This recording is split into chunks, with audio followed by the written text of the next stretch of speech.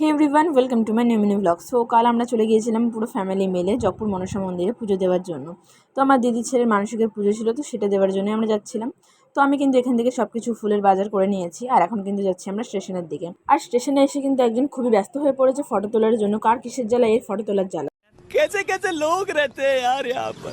এত ফটো তুলে কি করবে কি জানি, প্রচুর গরম ভাই, মারাত্মক। এখন মনে হয় ট্রেন 1 ঘন্টা লেট আছে, আপনাকে 1 ঘন্টা বসতে হবে এখানে, তার মধ্যে এরকম মারাত্মক রোদে। A few moments later.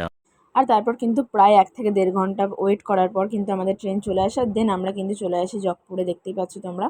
আর সেদিন কিন্তু বলতে গেলে ফাঁকাই ছিল, কারণ আমরা গিয়েছিলাম সোমবারের দিন। তো তারপর এখানে আমরা সবাই মিলে চলে গেলাম, আর ওখান থেকে ট্রেন থেকে নামার পর কিন্তু আমরা এখন হেঁটে হেঁটে যাচ্ছি আগের দিকে। আর আমার কিন্তু সেদিন সকাল থেকে প্রচণ্ড খিদে পাচ্ছিল, জানি না কেন।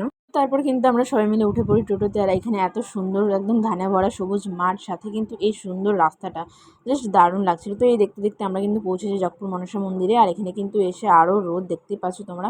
দেন আমি বাবুকে বললাম যে আমাকে একটু জীবন ঠান্ডাতে এখানে, বাট ওকে অনেক কিছু তেল লাগানোর পরও পেলাম না, যাই হোক না। তো তারপর মন্দিরের কাছে পৌঁছে আমরা কিন্তু একটা দোকানে সব কিছু জিনিসপত্র রেখে আমরা এখানে যাচ্ছিলাম পুকুরের দিকে হাত পা ধোয়ার জন্য। তো দেন এখানে এসে দিদিও নিয়ে যাচ্ছিলো ঘট, কারণ ওখান থেকে ঘটে জল ডুবিয়ে দেন ওখানে পুজো দেবে। তো তারপর এখানে দিদি যে ঘট ডুবিয়ে নিল, তারপর কিন্তু এখন আমরা যাচ্ছি মন্দিরের দিকে। আর সত্যি বলতে এখানে রোদের তাপটা এতটাই মারাত্মক ছিল যে অবস্থা একদম খারাপ হয়ে যাচ্ছিল।